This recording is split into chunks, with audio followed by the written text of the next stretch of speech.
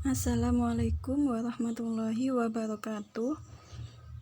Perkenalkan, kami dari kelompok 6 akan menjelaskan tentang penelitian perbandingan dua sampel yang saling berkorelasi yang beranggotakan Latifah Wijianti, Seta Pratama, dan Ajeng Ayuning Tias.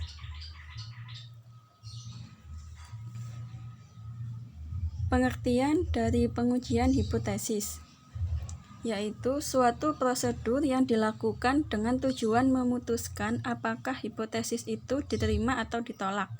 Pengujian hipotesis merupakan bagian terpenting dari statistik, karena berdasarkan pengujian tersebut, pembuatan keputusan persoalan sebagai dasar penelitian lebih lanjut dapat terselesaikan. Hipotesis statistik adalah pernyataan atau dugaan mengenai keadaan populasi yang sifatnya masih sementara atau lemah kebenarannya. Hipotesis statistik dapat berbentuk suatu variabel seperti binomial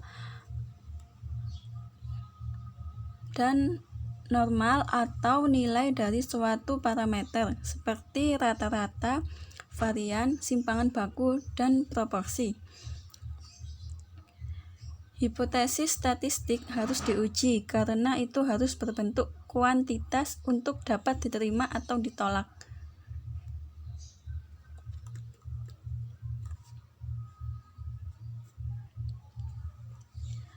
Prosedur pengujian hipotesis di sini dibagi menjadi 5. Yang pertama yaitu menentukan formulasi hipotesis. Formulasi atau perumusan hipotesis statistik dapat dibedakan atas dua jenis, yaitu sebagai berikut. Yang pertama ada hipotesis nol atau nihil. Hipotesis nol adalah hipotesis yang dirumuskan sebagai suatu pernyataan yang akan diuji. Hipotesis nol tidak memiliki perbedaan atau perbedaannya nol dengan hipotesis yang sebenarnya. Yang kedua, hipotesis alternatif atau tandingan. Hipotesis alternatif adalah hipotesis yang dirumuskan sebagai lawan atau tandingan dari hipotesis nol. Dalam menyusun hipotesis alternatif, timbul 3 keadaan sebagai berikut. Yang pertama, H1 menyatakan bahwa harga parameter lebih besar daripada harga yang dihipotesiskan. Pengujian itu disebut pengujian satu sisi atau satu arah, yaitu pengujian sisi atau arah kanan. Yang kedua, H1 menyatakan bahwa harga parameter lebih kecil daripada harga yang dihipotesiskan. Pengujian itu disebut pengujian satu sisi atau satu arah, yaitu pengujian sisi atau dari arah kiri. Yang ketiga, H1 menyatakan bahwa harga parameter tidak sama dengan harga yang dihipotesiskan. Pengujian itu disebut pengujian dua sisi atau pengujian dua arah, yakni pengujian sisi atau arah kanan dan arah kiri sekaligus. Prosedur pengujian hipotesis yang kedua yaitu menentukan taraf nyata. Taraf nyata adalah besarnya batas toleransi dalam menerima kesalahan hasil hipotesis terhadap nilai parameter populasinya. Semakin tinggi taraf nyata yang digunakan, maka semakin tinggi pula penolakan hipotesis nol atau hipotesis yang diuji. Padahal hipotesis nol itu benar. Besaran yang sering digunakan untuk menentukan taraf nyata dinyatakan dalam bentuk persen. Sehingga secara umum taraf nyata dituliskan sebagai alfa 0 dan seterusnya. Besarnya nilai A bergantung pada keberanian pembuat keputusan yang dalam hal ini berapa besarnya kesalahan atau yang menyebabkan resiko yang akan ditolerir. Prosedur pengujian hipotesis yang ketiga yaitu menentukan kriteria pengujian. Kriteria pengujian adalah bentuk pembuatan keputusan dalam menerima atau menolak hipotesis 0 atau H0 dengan cara membandingkan nilai alfa tabel distribusinya atau nilai kritis dengan nilai yang uji statistiknya sesuai dengan bentuk pengujiannya. Yang dimaksud dengan bentuk pengujian adalah sisi atau arah pengujian.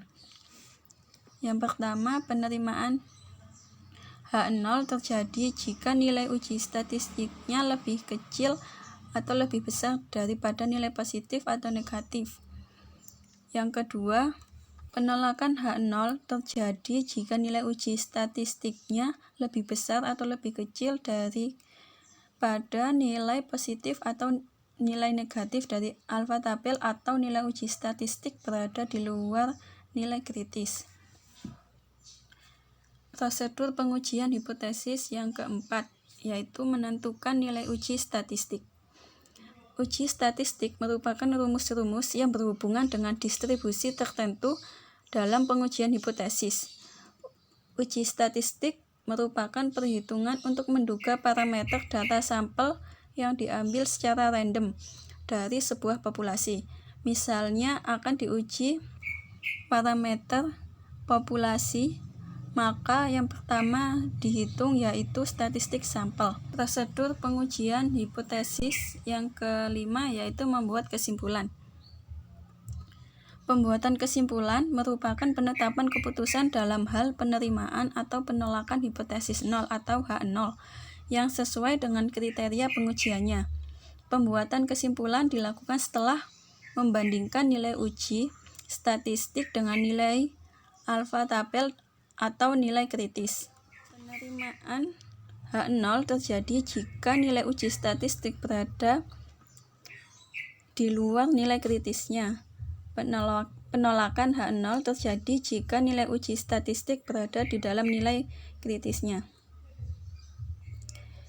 Kelima langkah dari prosedur pengujian hipotesis tersebut dapat diringkas sebagai berikut. Langkah yang pertama yaitu menentukan formulasi hipotesis 0 dan hipotesis alternatifnya. Langkah yang kedua yaitu memilih suatu taraf nyata dan menentukan nilai tabel. Langkah yang ketiga yaitu membuat kriteria pengujian berupa penerimaan dan penolakan H0. Langkah yang keempat melakukan uji statistik. Langkah yang kelima membuat kesimpulan dalam hal penerimaan dan penolakan H0. Pengertian UJT.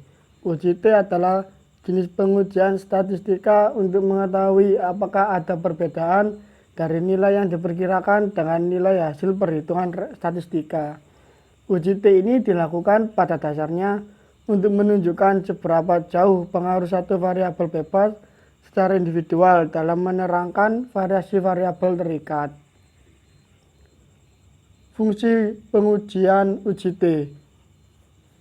Fungsi pengujian UJT diantaranya memperkirakan interval rata-rata, menguji hipotesis tentang rata-rata sampel, mengetahui batas penerimaan hipotesis, dan menentukan nilai uji statistika.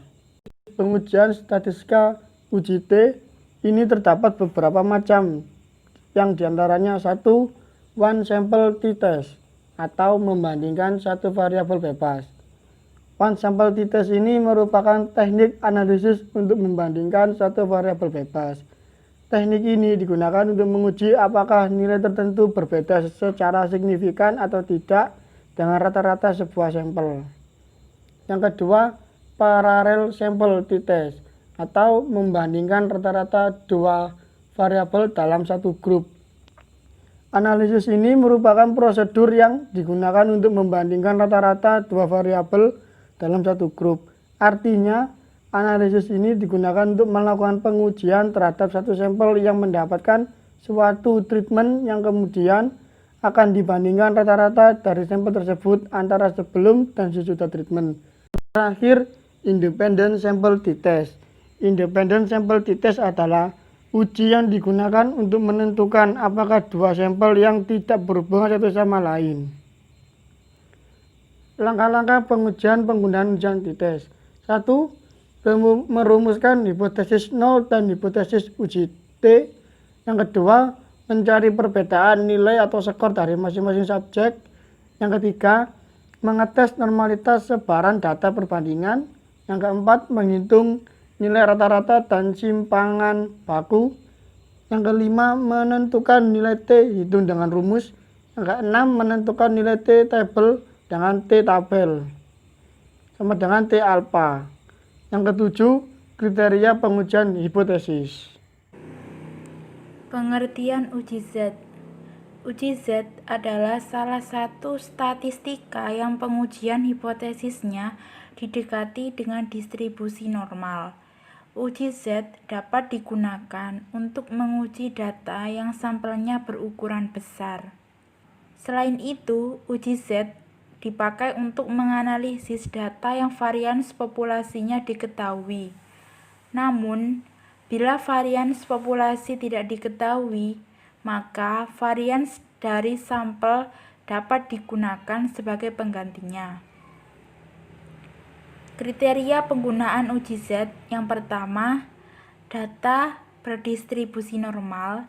Yang kedua, varians 0 pangkat min 2 diketahui. Yang ketiga, ukuran sampel besar yaitu lebih dari 30. Yang keempat, digunakan hanya untuk membandingkan dua buah observasi. Langkah-langkah pengujian penggunaan uji Z. Yang pertama, merumuskan hipotesis 0 dan hipotesis alternatifnya. Yang kedua, mencari perbedaan nilai dari masing-masing subjek. Yang ketiga, mengetes normalitas sebaran data perbedaan. Yang keempat, menghitung nilai rata-rata dari simpangan baku. Yang kelima, menentukan nilai Z hitung. Yang keenam, menentukan nilai Z tabel. Yang ketujuh, menentukan kriteria pengujian hipotesisnya. Sekian presentasi kami hari ini, kelompok 6. Terima kasih. Wassalamualaikum warahmatullahi wabarakatuh.